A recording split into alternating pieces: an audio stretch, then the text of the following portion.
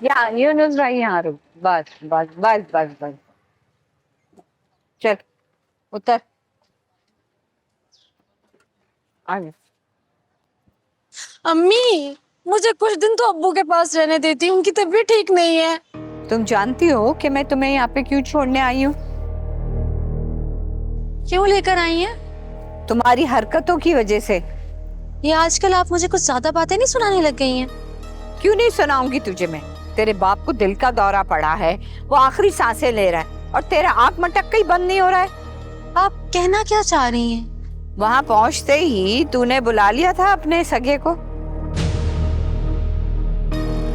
अच्छा, तो आपने जुहेब को देख लिया था वहां? देखा भी था और इसकी मैंने बहुत अच्छी तरीके से खातिर भी की। अरे अम्मी, वो तो वहां से गुजर रहा था और इत्तेफाक से मैं भी छत पर थी। इत्तेफाक से वो गुजर रहा था और इत्तेफाक से तू छत पे चली गई थी और इत्तेफाक से मुझे पता चल गया। इतनी आवाजें दी मैंने तुझे, उसी वक्त मुझे शक हो गया था और छत पे आके देखा मैंने तो मेरा शक यकीन में बदल गया। अरे शर्म और गैरत घोल के पी गई है तू। अम्मी, एक बात याद रख लें, मैं परी नहीं हूँ। आपने ना मुझे भी परी की तरह बातें सुनाना शुरू कर दी हैं। हाँ, परी मेरी बातें सुनती थी, उससे भी प्यार किया था। बारी को मैंने घर से बाहर निकाला, उसका रिश्ता तोड़ा। वो घुटती रही लेकिन तेरी तरह उधम नहीं मचाया उसने। और कुछ? जब मैंने उसकी शादी कर दी तो वो इज्जत के साथ अपने शौहर के साथ एक शरीफ औरत की तरह रह रही है। वो तुझे अपना नहीं तो माँ बाप का ही ख्याल कर ले तू। बस कर दे अम्मी, बातें सुनाती जा रही है, सुनाती जा रही है, सुनाती जा रही है। अगर अब आप खामोश ना हुई ना तो मैंने यहाँ पे रोना शुरू कर देना है। देख नाज़ो, मैं चाहती हूँ ना कि तू ऐशो इशरत की जिंदगी गुजार, इज्जत के साथ रहे। कब्रिस्तान में अगर महल भी बना दिया जाए ना तो भी वीरानी वहाँ रहती है। नाज़ो बस चुप हो जा।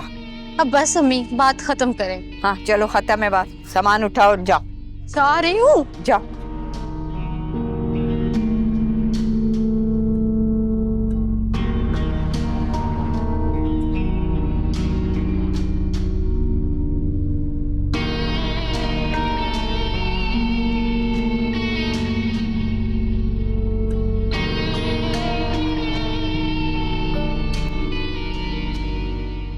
लेकिन भाई तो शुक्र अल्लाह ताला का कि परी का नसीब अच्छा है, उसका शौहर अच्छा निकल गया, और नई औरत हम दोनों को जीते जी मार देती।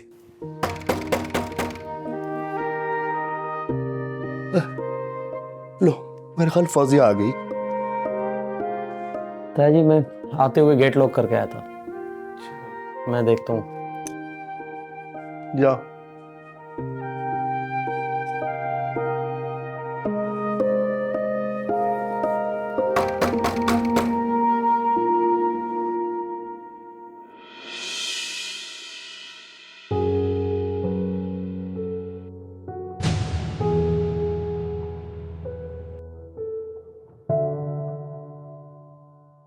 परी, बारी, तुम यहाँ इतने सालों बाद? ताया जी ने फोन करके बुलाया था तो मैं आ गया। और अम्मी ने आने दिया? सारी बातें यही करोगी?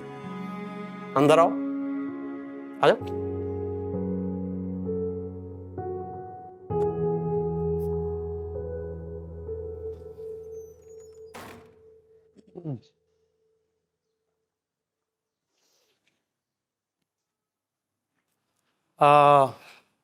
फहद। हाँ, ये मेरे हस्बैंड है। हाय। हाथ क्या मिला रहे हो यार, गले मिलो। डबल रिश्ता है तुमसे मेरा। कैसे हैं आप? I am fine. वैसे ताया जी ने आपकी इतनी तारीफ की है कि मुझे जेलसी होने लगी आपसे। वैसे जेलसी तो मुझे भी आपसे हो रही है। मुझसे? क्यों? मेरी इतनी प्यारी परी का रिश्ता पहले आपसे तय हुआ था। ताया जी, वैसे आप इस बात को ज्यादा नोटिस ना लें। वो बचपन में तय किया गया बड़ों की तरफ से गलत रिश्ता था। इट्स ओके, चले ऊपर, ताया जी इंतजार कर रहे हैं। आई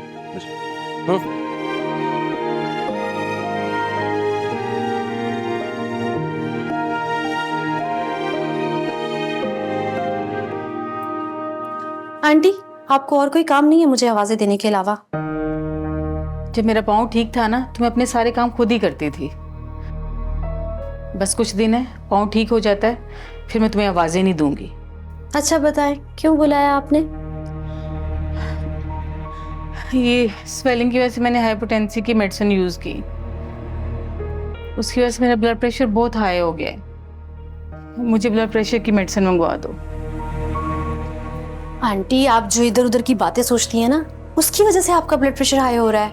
इधर उधर की बातें सोचनी छोड़ दें, खुद ही ब्लड प्रेशर ठीक हो जाएगा। किस किस्म की लड़की हो तुम? मेरे ही बेटे की कमाई मेरे पे खर्च करते हुए तुम्हें तकलीफ होती है? आंटी, आपको मैं दवाइयों से बचने का हल बता रही हूँ। और रही बात बेटे की कमाई की, तो एहसास आप करें जो बाहर आपका बेटा होने की सजा भुगत रहा है।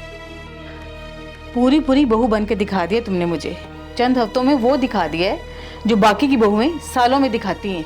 वाह भाई वाह, अब मैंने ऐसा क्या कर दिया? सिर्फ घर का काम नहीं किया तो मैं बहुत बड़ी जालिम हो गई। क्यों आंटी, आप मुझसे पहले घर का काम नहीं करती थी? आप जैसी सासें होती हैं जो बहुओं को नौकरानी बनाने के लिए लेकर आती हैं। तौबा है, किस कदर तेज लड़की हो तुम। मैं तेज हूँ तो आप कौन सी नेक परवीन है? ये रात को आपने क्या ड्रामा किया? तमीज तो खैर तुम्हारी माँ ने तुम्हें सिखाई ही नहीं। खैर बताओ, क्या ड्रामा किए मैंने? आंटी, एक बात आपको बता दूं, मेरी माँ तक मत जाया करे, मैंने आपको पहले भी समझाया है। जवार अंकल आए थे अम्मी को लेने, आपको जरा शर्म नहीं, गैर महरम के साथ आधी रात को जाते हुए।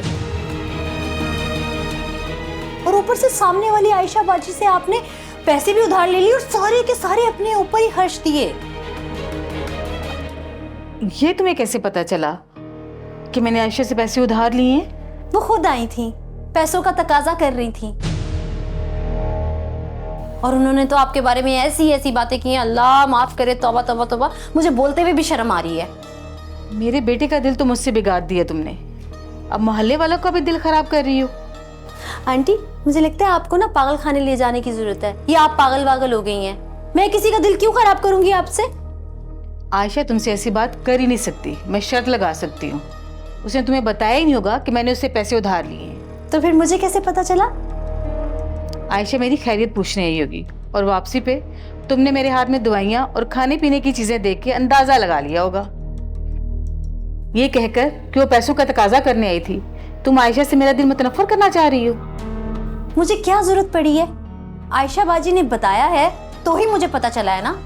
तुम जैसी होशियार लड़कियां अंदाजे लगा लेती हैं।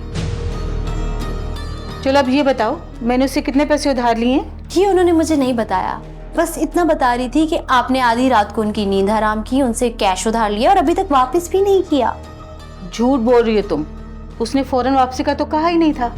मैंने आयशा से कहा था कि ज़हीर पैसे देगा तो फिर मैं उसको वापस करूंगी। मेरे मियाँ की कमाई हराम की नहीं है, आपने उधार लिया ना तो खुद ही वापस करें, समझी ना आप?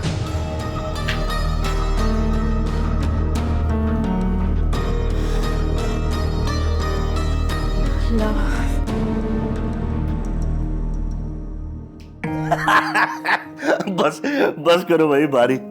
यार देखो, आप कोई लतीफा न सुनाना बेटा, मेरे पेट में दर्द हो गया हंसते हंसते। भाई बात यह है कि इतने दिनों के बाद हंसे, और वो भी इतना खुलकर हंसे। वाह वाह। आप वाकई में बहुत मज़ाही और बहुत अच्छे इंसान हैं। हाँ बिल्कुल सही। अच्छा बात सुनो भाई, वो परी चाय बनाने गई थी तो जरा बारी देख कर आओ बेटा, क्या हुआ, बहुत देर हो गई। जी अंकल, मैं देख कर आता हूँ।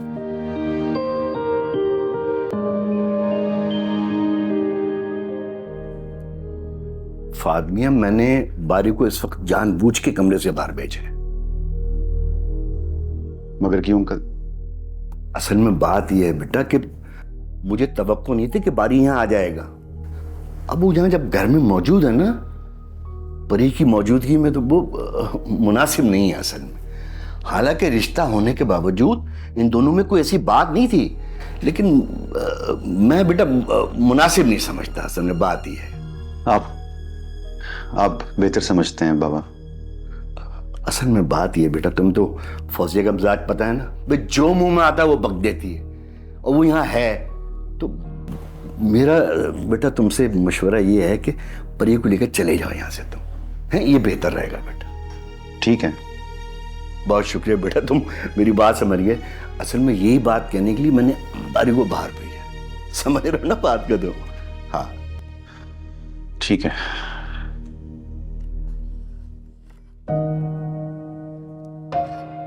वो मैं चाय ला ही रही थी। तुम्हारी शादी का सुनकर एक लम्हे के लिए मेरी आंखों के आगे अंधेरा छा गया था। ऐसा लग रहा था जैसे पूरी कायनात साए साए कर रही है और मैं तन्हा खला में खड़ा हूं। ऐसी बातें करके तुम अपना भी दिल दुखाओगे और मेरा भी। अल्लाह ना करे तुम्हारा दिल दुखे। मैंने तो हमेशा तुम्हें खुश देखना चाहा परी। मैं खुश हूं बारी। तुमसे बिछड़ने के बाद सब्र किया मैंने, और अल्लाह ने उस सब्र का सिला मुझे फाहद की शक्ल में दिया। हाँ, फाहद बहुत अच्छा इंसान है। तुम्हारी शादी का सुनकर जो बोझ इस दिल पर बढ़ गया था वो फाहद से मिलकर उतर गया। तुम्हारा यहाँ खड़ा होना मुनासिब नहीं है। तुम सबके साथ जाके बैठो, मैं चाय लेकर आ रही हूँ। अच्छा, मेरी दुआ है तुम्हें जिंदगी में कभी कोई तकलीफ ना पहुंचे, तुम खुश रहो, सारी खुशियां दे तुम्हें खुदा। आमीन। अच्छा, अम्मी ने देख लिया ना तो वो पहले की तरह बातें सुनाने से बाज नहीं आएंगी।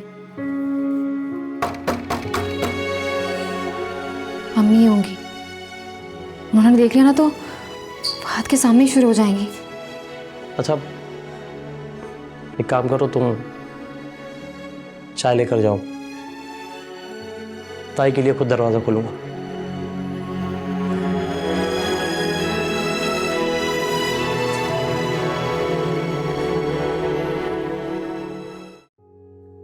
अल्लाह मुझ पर करम फरमा, ये लड़की मेरा बेटा ना छीन ले मुझसे। ज़हीर मेरी सारी जिंदगी की जमा पूंजी है।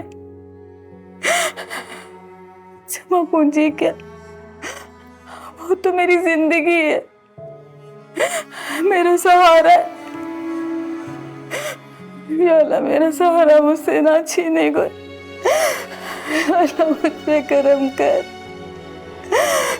अल्लाह मुझ पे रहम कर।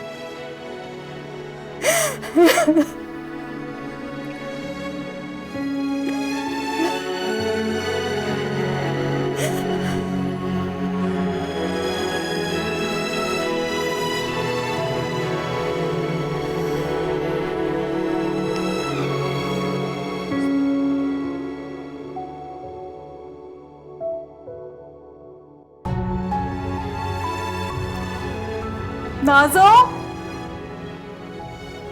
नाज़ो, ये लड़की तो वैसी बात नहीं सुनती तो इतनी तेज आवाज में क्या सुनेगी। नाज़ो,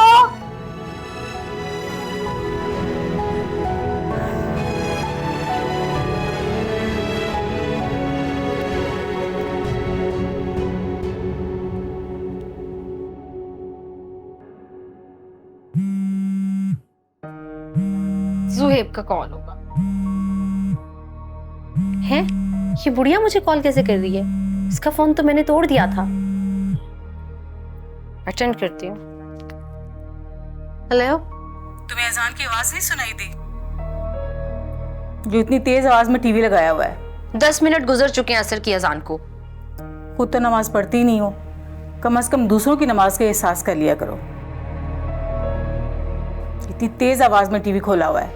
ये आपसे किसने कह दिया कि मैं नमाज नहीं पढ़ती हूँ? अभी नमाज पढ़ के ही बैठी हूँ। 4 फर्जी तो होते हैं। और नमाज पढ़ते ही टीवी खोल के बैठ गई। अब तो बाल की खाल निकालती हैं। बहस में तो 1 नंबर हैं आप। तुमसे बहस करने के लिए कॉल नहीं की तुम्हें। टीवी की आवाज हल्की करो, मुझे नमाज पढ़नी है। अच्छा करती हूँ। शुक्रिया।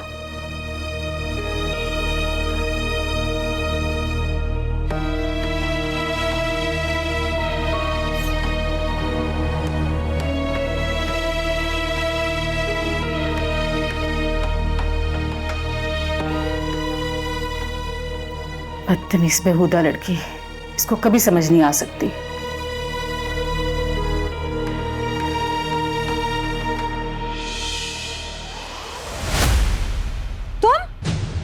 अस्सलाम वालेकुम ताई। तुमने मेरे घर में घुसने की हिम्मत कैसे की? हटो हटो।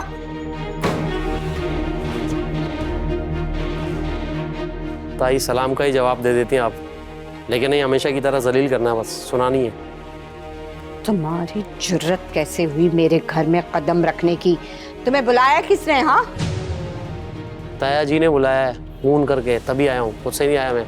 और ताई हाँ, एक और बात, फात बैठा होगा ऊपर, ब्राय मेहरबानी उसके सामने पुरानी बातें मत दोहराइएगा। ये अकील भी ना हर हैरे गैरे को घर में घुसा देता है, जबकि उसको पता है कि तुम्हारे बाप ने मेरे साथ किया क्या था।